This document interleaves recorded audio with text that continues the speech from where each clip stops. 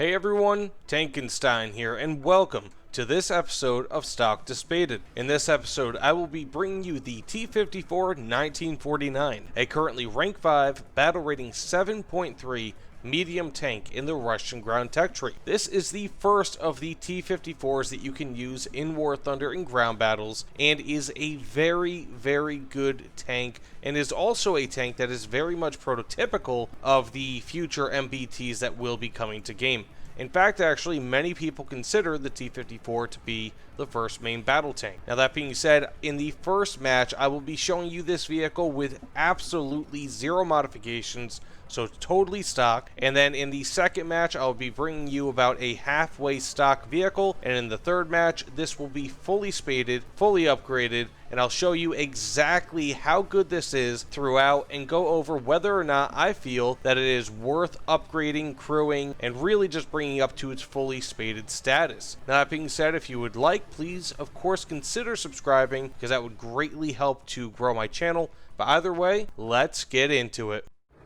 So this is the fully stock match, and just a quick disclaimer, and I'm sure you guys noticed it, I accidentally started this match with the BR412D. So as a quick disclaimer, I do have the T-54 1949 fully researched and upgraded, and I actually retroactively went back and removed all of the mods. So there's nothing that is on this, except for, of course, this, because I can't remove ammo mods. You know, once you unlock ammo, you cannot deselect them. You just have to remember not to put them in your shelf, which I did not do.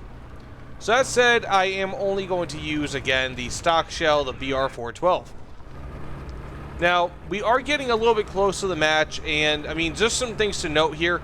While T-54s fully stock are pretty quick, without, or not fully stock, but rather fully spaded, they are fairly quick without those mods. It's just not really phenomenal. It's not bad, you know, by any means. This is actually one of the quicker vehicles insofar as stock vehicles are concerned, but again, it does leave a bit to be desired.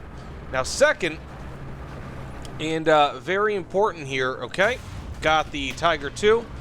Very, very important here is that the turret traverse rate is not good. It is really bad. This does have an excellent armor profile, one of the best, in my opinion, in War Thunder, and just features a great mix of things.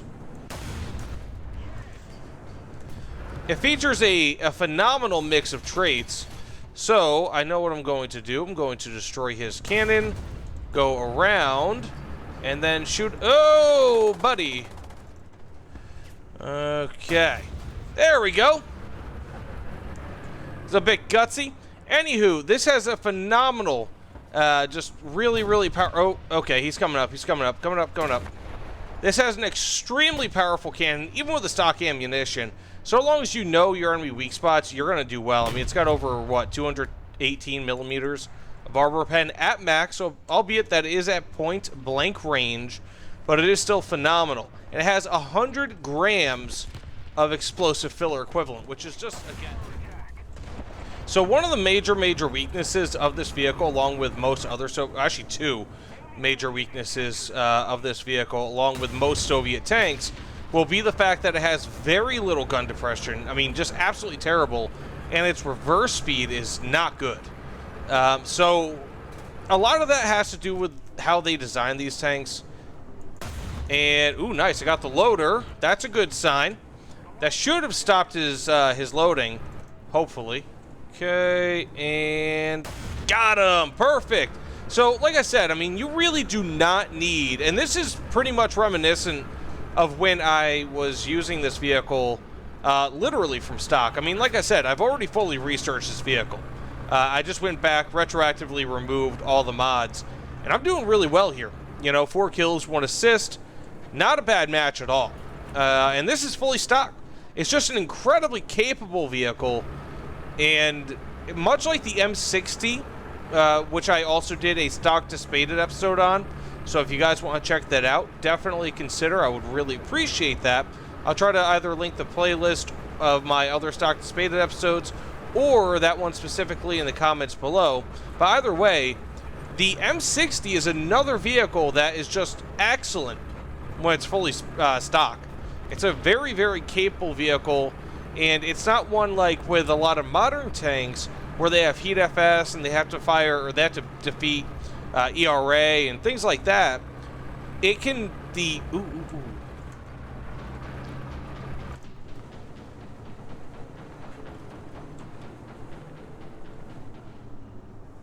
Okay, and boom shakalaka.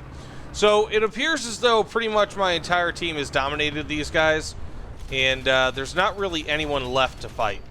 So there's not really much left I can do besides, well, do what I'm doing and just kind of patrolling the back lines, waiting to see anyone who is killable.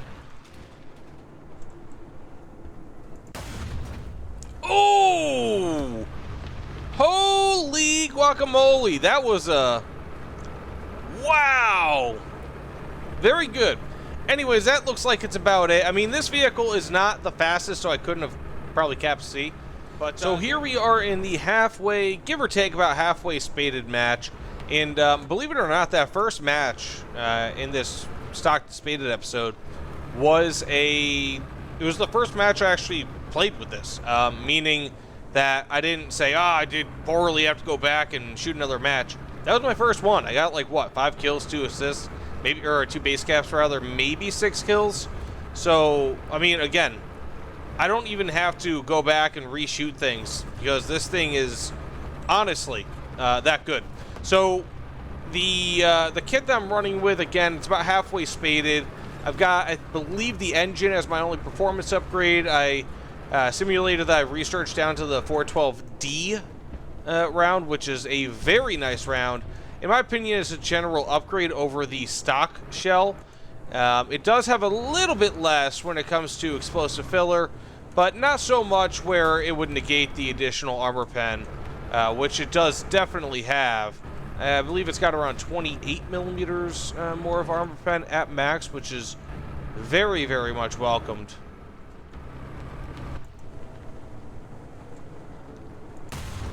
Nice! Okay.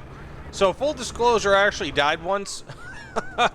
And that's why I'm back at the spawn. But I did get a kill right there, so very, very nice. I got killed by a USH. The 405, I believe, is how it's designated. Not a fun vehicle to have to fight when you are using, well, any other vehicle.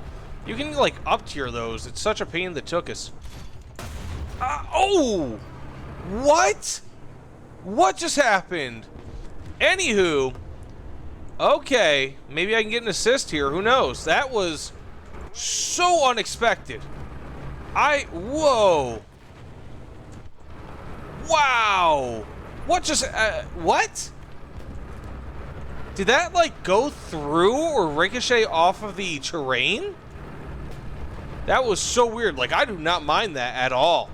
But as you guys might be able to see, this is a touch faster. I mean, of course, the engine is the biggest upgrade when it comes to performance. It accounts for about half of the performance increase, at least insofar as acceleration is concerned. Here he is. Xiantos. I can't see anything. Now, again, I mean, one of my habits is that I do horizontal turret drive near about last. And of course, horizontal turret drive benefits tanks much more so if you already have a higher traverse speed already, because it's percentage based, right?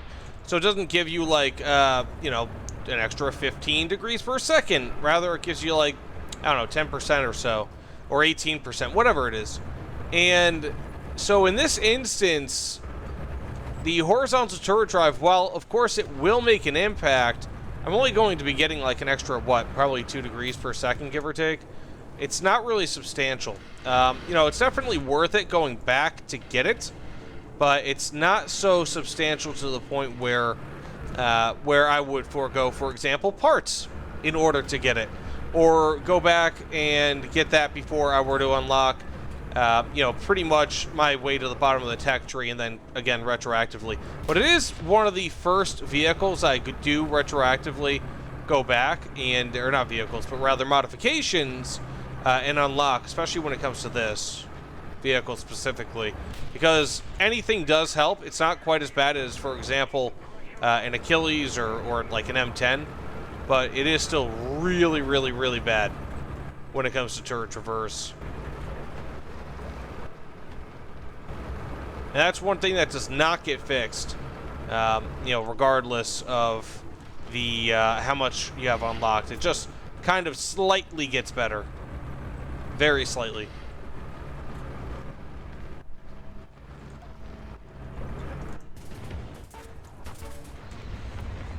Okay, we have ourselves another Ontos kill.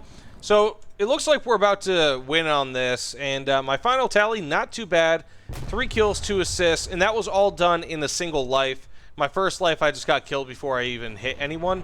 So again, not all too bad. I mean, this is a very capable tank regardless. It doesn't matter how much BR you have, or rather, it doesn't matter what you have researched. This is a very effective tank. So I said, let's get into the final match where I'm fully spaded and kind of go over it with a, if I really, really like it. So here we are finally in the fully spaded match with the T-54 1949.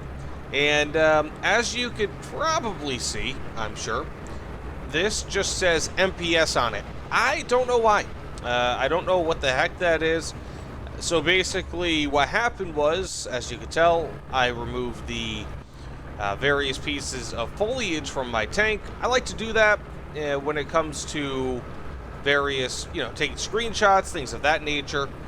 And so in order to get a good screenshot, you know, play a few matches without it, without the foliage, I just kind of created a new template. And so in creating the new template and removing the foliage, I get all this MPS on it. I don't know what that is at all. It's perplexing to me. And if you guys know, let me or tell me in the comments below. I suspect it's some sort of a glitch, so I'm not like, you know, worried about it.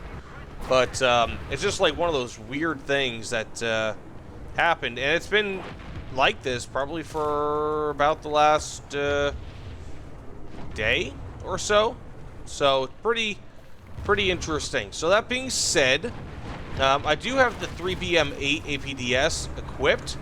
Now, a lot of people might find issue with that. I personally like the 3BM8 over the 412D ammunition, largely because it has better pen characteristics, plus it does have a substantially flatter trajectory, which is very nice, especially when aiming at longer distances. You're talking about 500 or 550 meters per second better with the APDS over top of the APCBC, and it still does a lot of damage. So, time to go cap this base. Hopefully I don't get shot. Feel like I will, but you never know.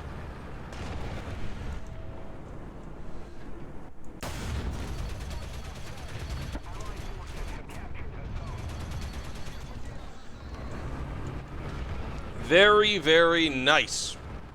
So I'm doing pretty well thus far. Got 2 kills, a base cap. I mean, overall, like I said earlier, really, I mean, like, whether you... As long as you have up to the 412D, you could even argue the 412B ammunition, this tank is just viable. You know, I mean, it only gets better, and you get more options for how you like to play. Again, I mean, there are a lot of people that don't choose the APF or the APDS shell because it doesn't have the explosive filler. And truth be told, if I had hit that G6 there with my APDS or with my APCBC ammunition that has the explosive filler, I probably would have gotten that kill in one hit, you know?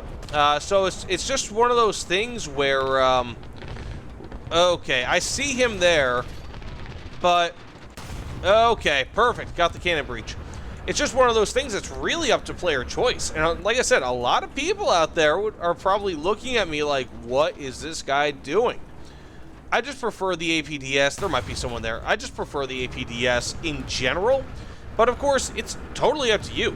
This vehicle can really perform well with just a wide range of playstyles, and that, in my opinion, is one of the best parts about it.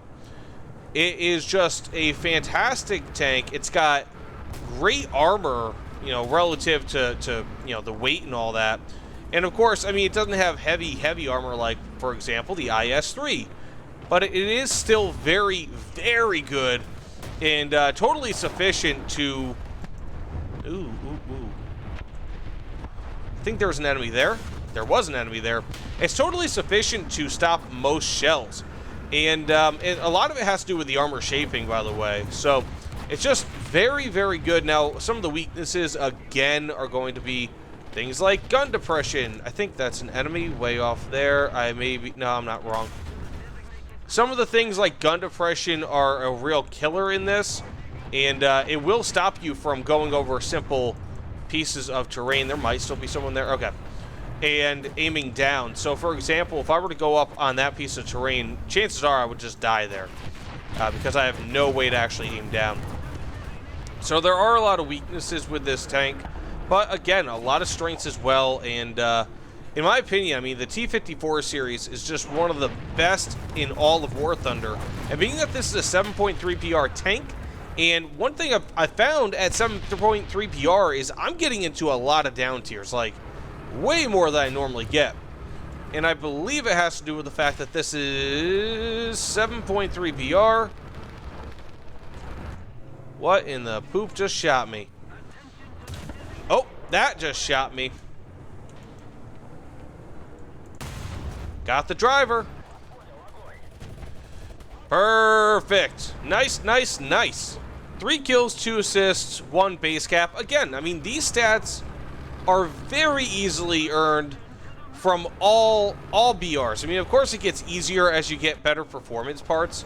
I'm not going to just sit here and tell you no, that's not the case, because this tank can certainly get better from stock, as most tanks can, especially if you actually do well, or especially if you don't do stupid things like what I just did.